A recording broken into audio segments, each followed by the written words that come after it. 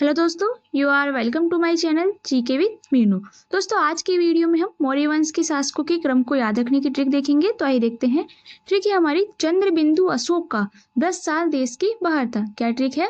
चंद्रबिंदु अशोक का 10 साल देश के बाहर था। तो बहुत ही सिंपल सी ट्रिक है दोस्तों, एक लाइन याद रखनी है आपको। इस एक लाइन के द्वारा आप मौर्य वंश के 10 शासकों का सीक्वेंस इजीली याद रख सकते हो। इस ट्रिक में 10 वर्ड का यूज भी हुआ है। तो मौर्य वंश के कितने शासक थे? 10। एंड इस ट्रिक में दोस्तों मैंने अशोक वर्ड का भी यूज किया है। तो सम्राट अशोक को कौन नहीं जानता, आप सभी जानते हैं। विश्व के महानतम शासकों में जिनकी गणना की जाती है। तो इस ट्रिक को देखते ही आपको याद आ जाएगा कि ये किसकी ट्रिक है, मौर्य वंश के शासकों के क्रम को याद रखने की।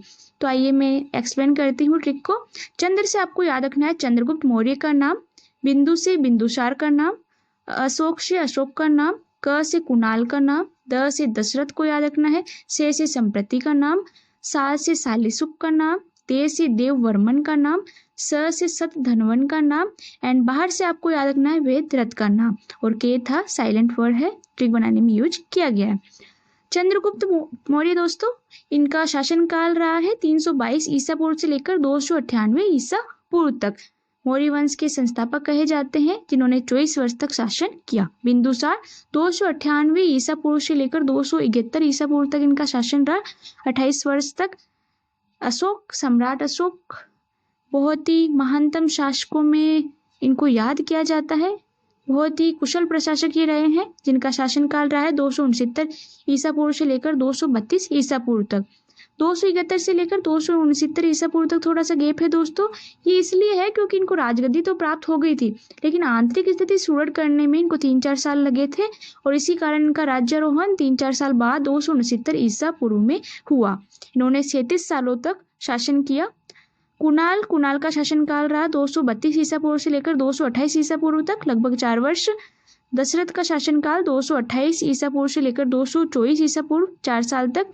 संप्रति का शासनकाल रहा 224 ईसा पूर्व से लेकर 215 ईसा पूर्व, 9 वर्ष तक। सालिसुक का शासनकाल रहा 215 ईसा पूर्व से लेकर 202 ईसा पूर्व तक, 13 वर्ष तक।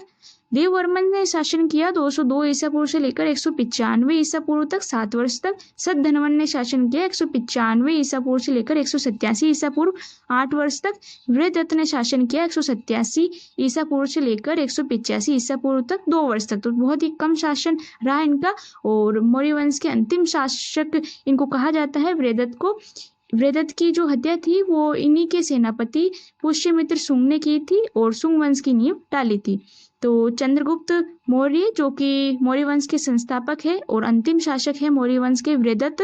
और सबसे अधिक शासन किया है अशोक ने 37 साल तक, सबसे कम शासन वृद्धरथ ने 2 साल तक। तो दोस्तों, आज की वीडियो में हमने मौर्य वंश के शासकों को याद रखने की ट्रिक देखी। धन्यवाद दोस्तों।